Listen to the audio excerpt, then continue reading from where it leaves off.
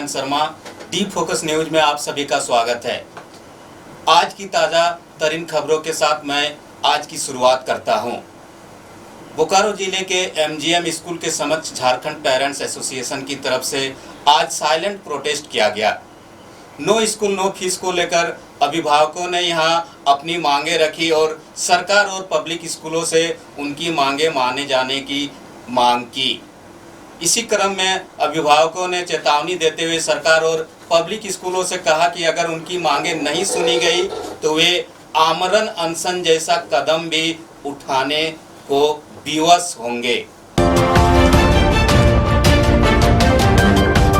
School no fees को लेकर public, अभिभावक और स्कूलों के बीच जो ये लगातार आपसी मनमुटाव और आपसी मतभेद चल रहा है, इसे लेकर आइए हम जानने की कोशिश करते हैं कि यह जो मामला है आखिर इसकी वजह क्या है। इसे जानने के लिए सीधे हम जुड़ते हैं अपने प्रबंध संपादक हिमांशु जी से। हिमांशु जी, आपका स्वागत है। नो स्कूल नो फीस को लेकर आज एक बार फिर अभिभावक सड़क पर उतरे हैं। ये तो लंबा मामला है, लेकिन इसकी जड़ के बारे में आपको क्या लगता है, कहाँ पेच फंसा हुआ है? देखिए, ये नो स्कूल नो फीस की जो स्लोगन है ये कोरोना काल के बाद से शुरू हुई है। जैसे ही इस बार फरवरी का माह समाप्त हुआ और मार्च में होली आपने खुशी खुशी मनाया, उसके बाद एक महामारी जो पूरे देश में फैल चुकी थी, तो बोकारो भी इससे अछूता नहीं था और तमाम लोग अपने अपने घरों में थे, उनके बच्चे घरों में थे। लेकिन लोग जब घर में मौजूद थे तो उनके जहन में एक डर था कि बीमारी तो फैल ही रही है, लेकिन हमारे बच्चे का भविष्य का क्या होगा। इस भविष्य को लेकर बहुत ही चिंतित थे गार्जियन और लगातार अपने घर में चर्चाएं एक दूसरे पेरेंट्स से किया करते थे कि लॉकडाउन जब खुलेगा तो हमारे बच्चे का भविष्य कैसा होगा, स्कूल कब जाएंगे, स्कूल जाएंगे तो क्या स्कूल अपना अपना नॉर्म्स रखेगा। लेकिन उस दौरान जैसे ही अभी कोरोना काल समाप्त भी नहीं हुई थी, उसी दौरान कई स्कूलों ने मेल पर गार्जियनों को फ़ोन कर कर ये बताना शुरू कर दिया कि आप हमें स्कूल फीस जमा करा दें। उसके बाद ये तमाशा शुरू हुआ, हाहाकार शुरू हुआ। तमाम पेरेंट्स एक दूसरे से मिलने लगे, फ़ोन से संपर्क करने लगे कि जब हमारा बच्चा स्कूल गया ही नहीं है, हमारा बच्चा बस पे चढ़ा ही नहीं है, तो किस चीज़ का फीस मांग रहा है स्कूल, क्योंकि मानवता स्कूल के पास भी होना चाहिए। लगातार ये चर्चाएं बढ़ते बढ़ते पेरेंट्स एक दूसरे से एकजुट होने लगे। हमने अपने 14 साल के कैरियर, पत्रकारिता कैरियर में शर्मा जी आपको बताऊं कि ऐसे कई आंदोलन देखे हैं कि स्कूल फीस को लेकर 4-5 दिन आंदोलन चला, उसके बाद जो संगठन होते हैं वो खामोश हो जाया करते हैं। लेकिन इस बार का आंदोलन अलग है। अलग इसलिए है क्योंकि जो गार्जियन है वो भी 3 महीने तक कहीं जा नहीं पाए हैं, कुछ कमा नहीं पाए हैं, तो मानवता के नाते उनकी भी स्थिति खराब है। वो भी चाहते हैं कि हमें कुछ राहत मिले। लेकिन जैसे ही मंत्री का बयान आया, मंत्री जो हमारे जिले से हैं जगन्नाथ महतो जी, उनका बयान जब आया कि स्कूल फीस नहीं लेगा, तो लोगों में एक खुशी का माहौल था, क्योंकि जिले के जो मंत्री हैं उनके बारे में सब कोई जानता है कि जिस चीज़ पे वो अड़ जाते हैं फिर वो अड़े ही रहते हैं। लेकिन इस बार जगन्नाथ महतो जी ने कमाल किया है।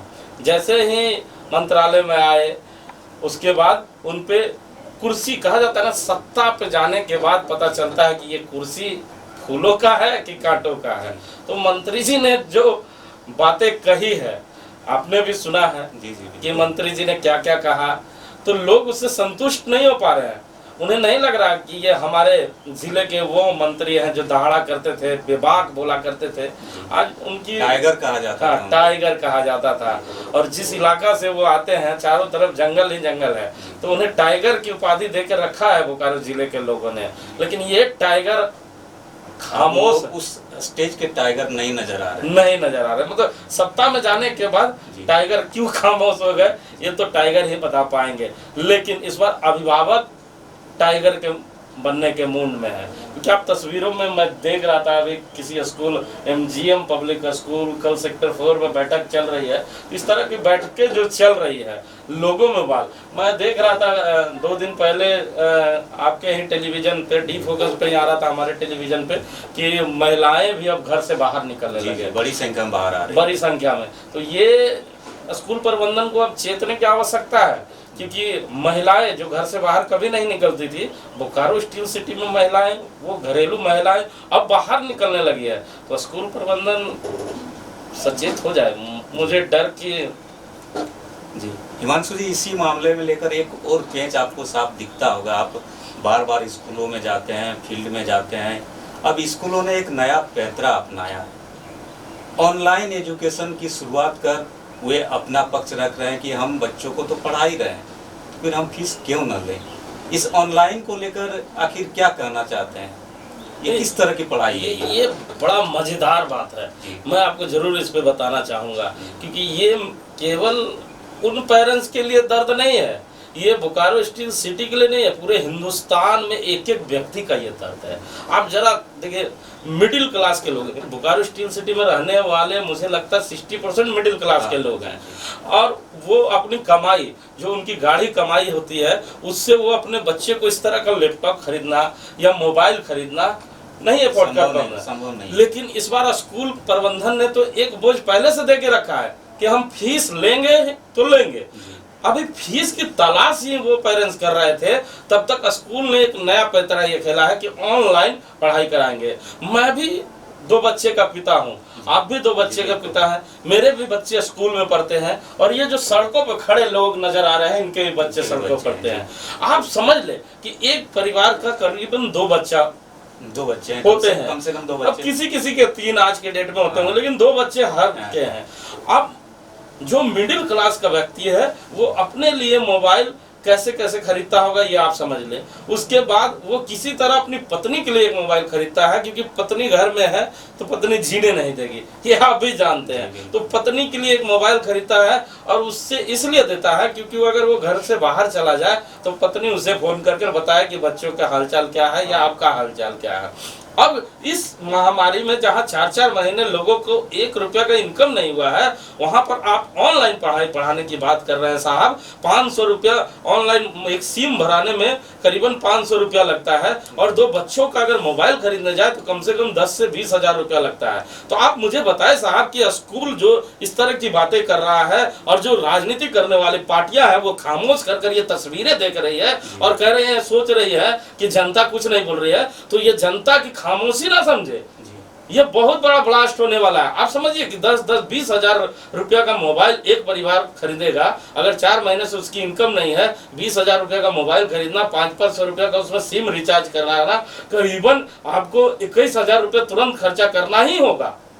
मैं अपनी व्यथा आपको अगर बताऊं तो मेरा बच्चा एक यहाँ के निजी स्कूल में पढ़ता है, उसकी मैडम मुझे फोन कर बोल रही है कि अगर आपका बच्चा सोमवार तक नहीं ऑनलाइन क्लास में आएगा तो मैं उसे स्कूल इस क्लास का जो होती है उससे हटा दूंगी। मेरे भी फोन आ रहे हैं, आपके भी फोन आ रहा है। अब आप सोचिए, मेरे 2 बच्चे हैं, मुझे 2 बच्चों के लिए किसी हालत में 2 मोबाइल खरीदना पड़ा। मेरे जैसा व्यक्ति अगर फोन बच्चे को दे दे तो वो अगर 1 घंटा के लिए मेरा बच्चा अगर मेरा फोन लेकर ऑनलाइन क्लास करेगा तो 1 घंटे में हमें लगता है 10 कॉल आएगा, जिसमें कोई कहेगा कि मैं इस थाने से बोल रहा हूँ भाई साहब, मैं चंदन क्यारी से बोल रहा हूँ भाई साहब। तो मेरा बच्चा पढ़ेगा क्या? चंदन क्यारी, बेरमो और बोकारो में ही लपट के रह जाएगा, और वो समझ नहीं पाएगा कि पढ़े क्या और ऑनलाइन। तो मुझे मेरे जैसे व्यक्ति को भी मोबाइल खरीद के देना पड़ा।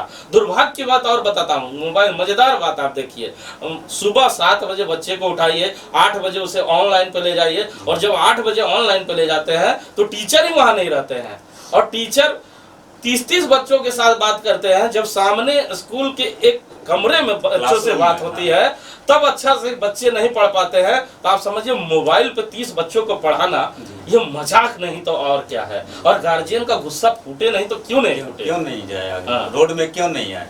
सबसे तो दिक्कत यही है कि आखिर अब जो ये सरकार हमारी आई है, इसको गरीबों की सरकार कहा जाता है, और गरीबों की सरकार में गरीबों के साथ ये रिजल्ट आ रहा है। यहाँ पे एक नया बोझ, नया बोझ। और सबसे बड़ा बोझ कि जनता का चुना हुआ प्रतिनिधि भी कुछ बोलने को तैयार नहीं है। तो मान लीजिए जनता का चुना हुआ प्रतिनिधि भी बोलने को तैयार नहीं है, स्कूल प्रबंधन मानने को तैयार नहीं है कि मैं फीस लूंगा। लो ना भाई साहब, फीस देने के लिए लोग तैयार हैं। अब ऑनलाइन करके पढ़ाई के नाम पर आप 10-10, 20-20 हजार रुपए के मोबाइल खरीदवा रहे हो, और उस मोबाइल को खरीदवाने के बाद बच्चे जब ऑनलाइन में जाते हैं तो आप कहते हैं साहब टावर नहीं मिल रहा है। मैं अभी 2-3 गार्जियन से बात कर रहा था, कुछ स्कूल के टीचर भी मुझसे बात कर रहे थे।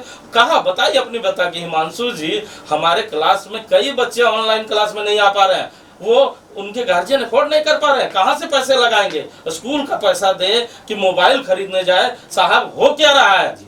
ये शैक्षिक नगरी बोकारो है, जहां का लोहा पूरा हिंदुस्तान मानता है। जब बोकारो स्टील सिटी के बच्चे और उनके गार्जियन की ये हाल है, तो हिंदुस्तान के बच्चों और उनके अभिभावकों की क्या हाल होती होगी, जरा आप सोचिए। ये तो सच्चाई है कि गार्जियन अभी किस स्थिति से गुजर रहे हैं, ये आपको हमको महसूस करना होगा, हमारी सरकार को भी महसूस करना चाहिए। और सबसे ज़रूरी बात है कि हमारा जो ये पब्लिक स्कूल हैं, जहां हमारे बच्चे पढ़ते हैं, उनको टीचर्स को हमेशा कहा जाता है कि किसी भी बच्चे के सेकंड्स पेरेंट्स होते हैं। नहीं देखिए शर्मा जी, मैं आपको बता दे रहा हूँ, आप टीवी चैनल, आपके टीवी चैनल या हमारा टीवी चैनल डी फोकस के माध्यम से मैं बताना चाहता हूँ कि ये लॉकडाउन चल रहा है, सरकार ने अभी परमिशन देकर नहीं रखा है, कहीं पे एकजुट नहीं होना है, ये गुबार फूटेगा, क्योंकि लोग खामोशी में हैं, घरों में हैं और डिस्टेंस को मेंटेन करना है, सरकार की बातों को मान रहे हैं। जिस दिन ये लॉकडाउन समाप्त होगा, आप देखिएगा सड़कों पे हजारों की संख्या में अभिभावक निकलेंगे और अपने अपने दर्द को बताएंगे। ये मैं नहीं कह रहा, मेरे टेलीफोन पर या मेरे सोशल साइट पे लोग मुझसे बात करते हैं, कहते हैं ये बात, लेकिन मैं दूसरों की बात क्यों सुनूं जब दर्द मुझे है? मैंने खुद देखा है इस दर्द को कि सुबह 7 बजे उठो, 8 बजे ऑनलाइन क्लास में जाओ और उसके बाद कहते हैं कि कोड नहीं मिल रहा है। मेरा खुद का बच्चा एक मोबाइल खरीद कर मैं उन्हें दे चुका हूं, और उनकी मैडम से कल जब मैंने बात किया कि मैडम पहले मुझे बताए कि मेरे बच्चे का जो ऑनलाइन है वो क्यों नहीं शुरू हो रहा, तो वो कह रहे हैं कि देखिए ये प्रॉब्लम है सर। तो प्रॉब्लम आपके पास है, ये बातें आपने पहले क्यों नहीं बताया? आज जब मोबाइल वो खरीद कर घर आ गया, आज 4 दिनों से उसकी पढ़ाई नहीं हो रही है, लेकिन स्कूल इस पे कुछ नहीं है। मैं स्कूल के प्रिंसिपल, वाइस प्रिंसिपल और IT सेल, सब सेल से बात कर चुका हूँ, सबसे थक चुका हूँ। जब मेरे जैसा व्यक्ति के साथ ये हाल हो रहा है तो बोकारो से साधारण अभिभावक के साथ क्या होता है? सोच ले जी, मैं तो नाम भी नहीं बता सकता, मैं भी डरा हुआ हूँ कि कल स्कूल प्रबंधन किसी तरह का एक्शन मेरे बच्चों पे नहीं ले, क्योंकि बोकारो स्टील सिटी में स्कूल प्रबंधन जब एक्शन लेता है तो बोकारो स्टील सिटी का इतिहास है कि कोई भी राजनीतिक पार्टी कुछ नहीं कर पाती है, क्योंकि स्कूल ही यहाँ सर्वोपरि है। स्कूल की मनमानी के आगे झुक जाते हैं, राजनीतिक दल के झुक जाते हैं, और हमारे जैसे पत्रकारों की औकात क्या है साहब। गए थे 5 व्यक्ति ये तो आप जानते हैं कि शिक्षा मंत्री की हमारे स्कूल नहीं सुन रहे, हमारी आपकी क्या सुन, सबको डर है, लेकिन इसी के साथ इस मामले को आगे क्या होगा ये तो आगे देखने वाली बात होगी। लेकिन आज ये जो स्थिति बनी है, नो स्कूल नो फीस को लेकर गार्जियन लगातार आंदोलन करने के मूड में नजर आ रहे हैं, और यह आंदोलन कब तक चलेगा यह अब आगे देखने वाली बात होगी। हम लोग विचार करने आए हैं।